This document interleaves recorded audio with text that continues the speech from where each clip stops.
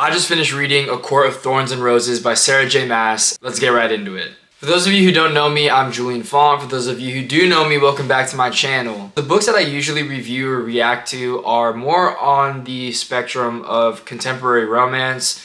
I don't do a lot of series. I've actually never reviewed a series, let alone really sat down and read a series. Being the author that I am, I write books more than I read them. Now, I should probably read books more than I write them, but I'm a man of action and that's just usually how I write books. Anyway, that being said, I don't have a lot of time to usually dive into a series. Now, this book has been sitting on my shelf for a while, and a lot of people have had really good things to say about this series. Now, they say you gotta get through the first book and then the second and the third are the best, or they just get better the more that you invest in the universe that Sarah J Maas creates. I thought to myself, okay, I'm a little intimidated by the length of not only the first book, but of all the books. They seem to get longer. Because if I spend more time reading, I'm not gonna have as much time writing. I finally said, you know what, I'm just gonna go for it. And I'm pretty sure I read this book faster than I've read any book that's probably half the size of it, because of how well it was written. Now, if you continue in this video, there are going to be spoilers ahead. If you haven't read A Court of Thorns and Roses yet, please do not keep watching this part of the video. Instead, pause, read the first book, and then come back to this part of the video. I usually structure these videos out in a very elaborate and uniform way, but I'm just going to spill my raw thoughts and emotions and everything I felt while reading this book.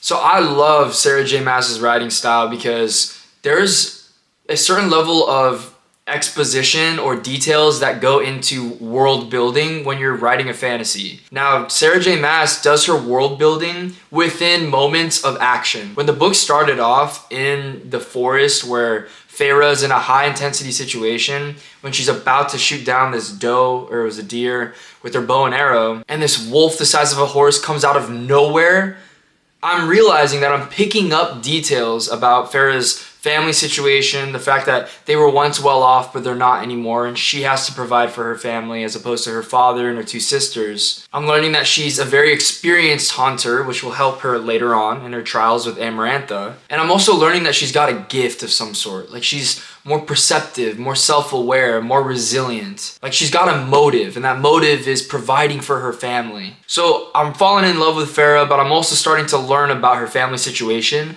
all while she's in the woods merely hunting. So the way that Sarah J Maas is writing is just, it's very good. It's a good mix between the details we need to know and the suspense we need to feel. Now, when Farah took out the wolf, I didn't have much details on Prithian or what a fairy is or anything else. I just thought she took down this massive wolf, and Farah is just a beast, taking down beasts. When she brought everything back to her house, what really kind of upset me was how the father was more disappointed with Farah for having hunted a wolf because it was dangerous, as opposed to him being thankful or grateful for his daughter having provided a source of income and food. I just remember thinking, this guy's a coward. I'm sorry, but the man wasn't supposed to take the risk that he took at the time. Everything went south. He lost all of this money because he was trying to take a shortcut. Life lesson there are no shortcuts. He's in debt to his creditors who he can't pay off, so they beat his leg in while Farah watches and pleads for them to stop, and Nesta and Elaine are crying in the other room. I'm sorry, I just have no respect for Farah's dad.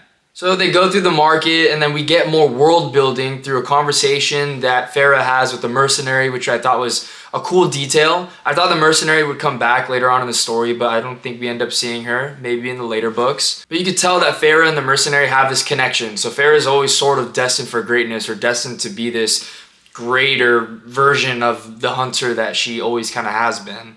Through some quick exchanges, we see a little bit more of Nesta's feisty personality. Nesta seems to be pretty almost jealous or envious of Farah and her ability to hunt and get her hands dirty. Elaine is just this sweet soul that Farah and everyone else just seems to want to protect. When they're in the market, we get exposed to the... I got this. Children of the light? Children of the faith? The religious fanatics. And they serve, or they are part of, like, the high fae culture that we start to become exposed to. I start to take an interest in this because, like I said before, I don't normally read fantasy series, so the fact that the story can go anywhere and magic is limitless, I just wanted to keep learning more about the lore. So I think through a few conversations, we learned that there is Prithian, there's this magical land that's north of the wall, a wall that was divided because of some war in the past between fairies and man, even though there were fairies that fought along man or human. Some fairies fought along humans, but humans also fought a war against greater amounts of fairies. And then there was a wall that divided the south, and then I believe Prithian, like the courts. It's book 1, I'm still learning. So when the beast finally breaks through the door, I'm thinking, okay, this is getting pretty good, because he's really upset with Farah, and he says, you need to come with me. We're gonna go north of the wall. This is a loophole in the treaty, which I immediately wanted to learn more about, and you'll just live your life with me. I was thinking, dude, if I was Farah, I would be stoked. You're living in a shack. Okay, I understand you love your dad, you love your sisters, and you swore to your dying mother that you vowed to take care of them for the rest of their lives, but a magical being is taking you north of the wall, where you don't even have to be a slave. You get to just kick it around his estate. Granted, he was a beast when he approached her. She probably didn't even know that he had some sort of human form, but eventually we see that human form, and we meet the beast that becomes, or is, Tamlin. I like Farah because she's the main character, and I'm in her head. But I didn't think that Farah was that exciting. I think she did bring out like more exciting traits in other characters. For instance, Lucian. Like the fact that Lucian was just so witty and he was this fiery personality that would sort of bump heads with Farah when he first met her. Like I loved that. It made me love Lucian more. Tamlin and Farah felt like a slow burn to me. So as the relationship sort of progressed, as Farah started spending more time in the Spring Court, I started to like him more and more, very slowly, but it was through a lot of action. It wasn't through a lot of dialogue. For instance, every time Lucian opened his mouth and said something, I was excited, I was laughing, I was just thinking to myself, man, he's so quick, he's so witty. But Tamlin was a lot more of, no, yes, and eventually, I love you. I don't know, it felt dry. It felt a little dry, but he started growing on me. When he saved Farah from the Nagas, or like the other fairies that are like big time threats. I think Tamlin grew on me the most at the very end, when I learned why everything was the way that it was and the sacrifices that he was making. So as Farah's spending more and more time in the Spring Court, and Tamlin's making all these accommodations for her, and Lucian is not hating on her, but he's also hating on her, and she's kind of living almost like this lavish life, I started to think to myself, why? No offense to Farah. I mean, I didn't get why Tamlin was so interested in Farah and accommodating Farah and making sure that she had dresses and she had paintings and she was living this amazing life while also withholding information. That didn't make sense to me. And it was almost frustrating in a way, because I'm thinking, dude, you're a fairy high lord and you are bending over backwards for this random human girl. And fairies seem to already sort of disrespect or not have a lot of respect for humans. What are you doing? Why are you doing this? And then lo and behold, we find out the lore behind Amarantha and the deal that she made with Tamlin. So then everything starts to all make sense. I remember I had to put the book down because I was thinking to myself, wow, I just got a lot of information and all of the questions I was asking were answered. So the plot really thickened for me when Rhysand shows up. And Rhysand is this fairy lord with violet eyes, and he's surrounded by knights at all times. The guy's a stud, and he can read minds. When he showed up and I find out that he has a relationship with Amarantha, he was threatening Tamlin and Lucian, and then he finds Farah, notices Farah, then asks for her name. She names Claire Better, who is a girl that used to live in her village. And then later on, when Farah goes back down to her village and she sees that her family's been living a luxurious life thanks to Tamlin, they talk about the Better family's house being burned down. That's when I thought, okay, maybe Rhysand is not the nicest guy, but dude's still handsome and dangerous. It was a cool detail how Nesta was not fooled by the glamour that Tamlin put on the family. I think that was pretty awesome because it kind of exposed this sort of raw and vulnerable side of Nesta when she claimed to feel for her sister. She went looking after Farah was taken up north to Prithian. I thought that was a cool element, and I feel like it's not the last we've seen Nesta. As we get to the trials, I didn't even know what to say. 3 trials. First, we got Farah doing what she does best, hunting a huge worm in a maze.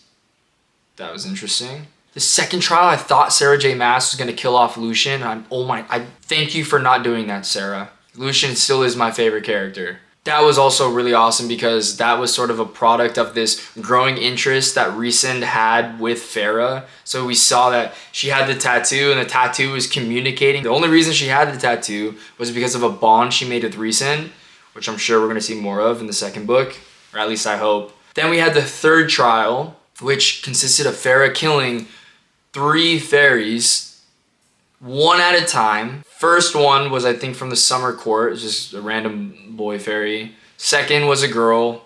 I don't remember what court she was from. And then third, she reveals Tamlin. Farah has this crazy revelation, and then I started piecing everything together too, even though I did not think he actually had a heart of stone, but I'm sure that if I went back, I could pick up on those details, now knowing, obviously, but I totally swept over that. When she ends up stabbing Tamlin and then he's okay, and then Amarantha goes back on her word because why wouldn't she? The entire book hinted at her not being fair, ever. What was crazy was Farah, in a buzzer beater moment, says the answer to the riddle, that it's love. Tamlin freaking pins Amarantha against the wall, takes her out with the sword, all the fairies are free, and everyone lives happily ever after for now. All I now know is Farah's family is still south of the wall. Nesta knows everything going on. There's a king of Highburn that's sort of in the mix somehow or somewhat. Farah's now back in the spring court with Tamlin, and Tamlin and Farah both know that Farah owes Rhysand 1 week a month in the night court. So I think we're going to be seeing a lot more than night court in the next book. If you got this far in the video, I ask that you give this video a like and subscribe if you want to see more content from me. Also, if you're looking for a current read, I'm the author of 3 novels that I highly recommend reading. The first is Night After Night, an epic party novel about an up-and-coming nightclub promoter who gets exposed to the Hollywood party scene. The second is Right My Wrongs, a rock star romance about 2 songwriters who fall in love through the songs they write together. And the third is Look Away, a psych thriller novel about a TV show that manipulates people into taking their own lives on television. So that's my review. Feel free to leave a book recommendation in the comments below, or let me know what you think of this book, and I can't wait to read the next one. Thanks for watching.